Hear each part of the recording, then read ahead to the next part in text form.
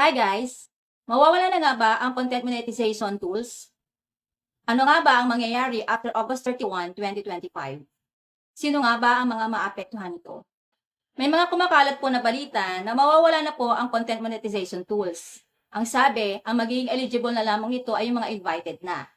Okay, basahin po natin yung update ni Meta. Ang sabi, in-stream ads, ads on Reels, and the performance bonus program will end on August 31, 2025. The last day creators will be able to earn from any of these monetization programs will be August 31, 2025. So, hindi po totoong mawawala ang content monetization beta. Tuloy-tuloy pa rin po ang pag-invite sa mga eligible. Ang mawawala lamang po ay ang ads on Reels, in-stream ads, at yung performance bonus, yung mga separate na nagkaroon na ng tools na to. Kasi nga, pinag-isa na. So, pag hindi ka invited dito, at meron ka ng tatlong tools na to, yun lang. Kasi hanggang August 31, 2025 na lang siya mag-earn. Kung may natutunan tayo sa video, huwag kalimutang mag-like and share.